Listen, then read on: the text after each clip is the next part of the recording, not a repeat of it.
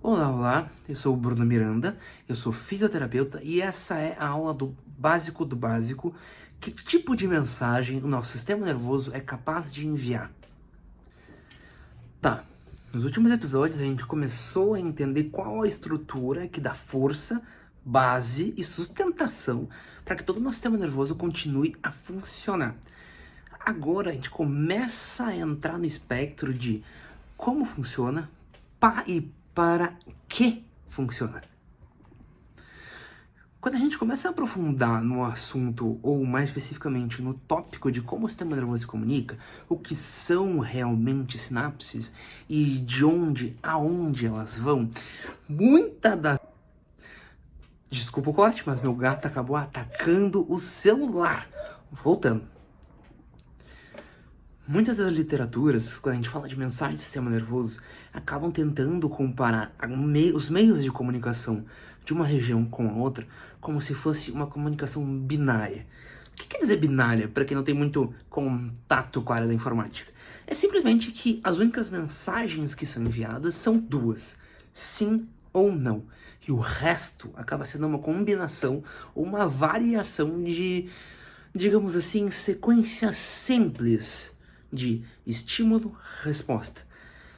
Mas, quanto mais a gente vai entendendo, por mais contra-intuitivo que pareça, quanto mais a gente vai fugindo da neurofisiologia pura, a gente vai entendendo que dizer que o sistema nervoso se comunica através de estímulo-resposta de sim ou não é simplificar muito toda essa história.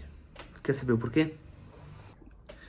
Porque se fosse simplesmente sim ou não, todas aquelas maçanetas que ligam o estímulo externo ao meio interno e são capazes de ou estimular para mais ou para menos o nosso potencial de ação, seria simplesmente digamos assim, uma maçaneta A e outra B. Mas a gente sabe que não é assim. Essas maçanetas, ou melhor, os receptores, são de um número muito grande. Para ter uma ideia, quando a gente fala de serotonina, por exemplo, um dos neurotransmissores mais famosos, a gente consegue encontrar e tem certeza que existem pelo menos 5 receptores específicos para a serotonina. E olha que a gente não tá nem falando de função específica de neurotransmissor, a gente tá falando só de receptor e neurotransmissor. Se tem 5 receptores só para serotonina, é muito difícil que o meio de comunicação e o tipo de mensagem que aconteça dentro do nosso cérebro seja simplesmente sim ou não. Tá acompanhando? O que acontece? A variação de receptores também determina o tipo de mudanças que vão acontecer no meio interno. Como assim? Existem receptores específicos para detectar alteração do meio elétrico, tanto externo quanto interno, e de uma forma bem resumida, porque aqui não é livro de fisiologia, eu quero facilitar as coisas para ti. São específicas de um meio externo, de entender essa diferença de carga elétrica do meio externo para o meio interno. Isso significa que quando a gente fala de carga de íons, de diferença de íons, externo e interno, existem essa especialidade de receptores, mas, paralelamente, também existem, digamos assim, subreceptores que são relacionados a uma detecção mais fina, uma percepção mais fina de alteração de um outro íon específico. E podem também existir outros receptores relacionados a outros íons específicos. O que acontece? Cada um no seu quadrado em relação aos receptores. Se ele é responsável por detectar a diferença de energia elétrica do meio externo para o meio interno, então toda vez que tiver uma mudança de energia elétrica do meio interno para o meio externo, ele vai ser ativado com o intuito de tentar equilibrar essa energia, porque o equilíbrio ele precisa existir. Só que, ao mesmo tempo que essa energia é equilibrada, a intenção daquele estímulo ele precisa ser ou retransmitido ou inibido. Então, não acontece simplesmente a entrada do potencial, a ativação do potencial de ação naquele receptor e pronto, acontece ou não o estímulo. acontece o potencial de ação, ele interage com pelo menos um tipo de receptor específico. Enquanto isso, essa reação desses receptores vão produzir outras reações em outros receptores naquele meio de interação de um neurônio a outro. Ou seja, eu sei que é muito detalhe para pensar e não é nem decorar, mas botar na mente. Ou seja, quando o potencial de ação é transmitido de um neurônio ao outro, não acontece só uma reação naquele neurônio que recebeu aquele potencial de ação. Naquele neurônio que recebeu, começa a produzir uma cascata de reações que muitas vezes é proporcional à intensidade ou à origem, ou de certa forma à intenção daquela mensagem. E essa cascata de reações também vai produzir novas cascatas de reações para que esse neurônio que recebeu, em primeiro lugar, esse potencial de ação, consiga retransmitir, digamos assim, a parte da mensagem que é necessário para os próximos neurônios. Faz sentido? O que eu quero dizer? Essa informação não acontece apenas no neurônio A e no neurônio B. Não, ela precisa ser retransmitida. Ela precisa chegar, ou melhor, caminhar da periferia, ou seja, da extremidade do nosso corpo, até o nosso cérebro.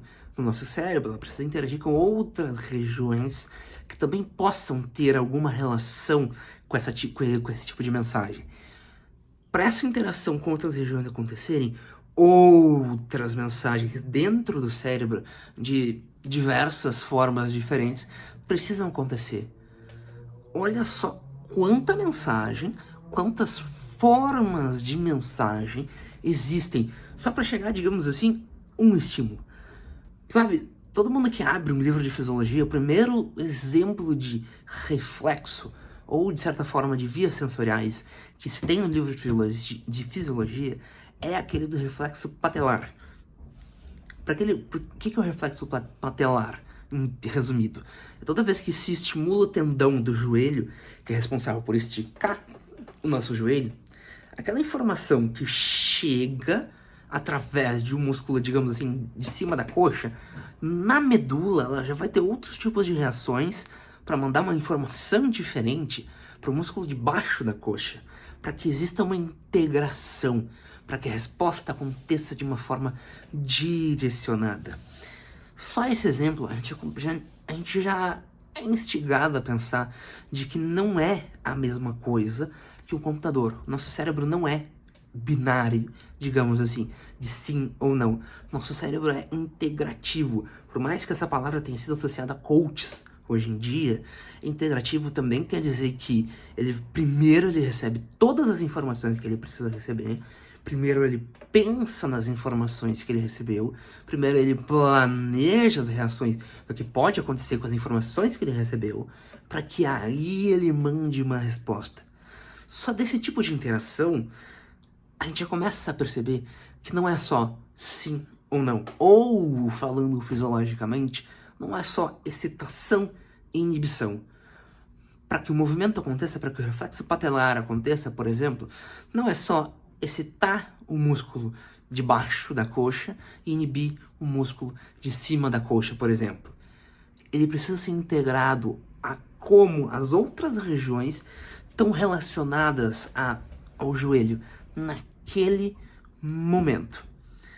Então, basicamente, as mensagens que o sistema nervoso consegue mandar o que é importante, ela dá força da mensagem, a força do estímulo, e se é necessário ou não o próximo neurônio entender que aquilo é importante. Ou se é necessário ou não todos os neurônios daquelas regiões entenderem se aquilo é importante ou não, para que cada um consiga fazer a sua responsabilidade dentro daquele estímulo que chega do meio externo para o meio interno.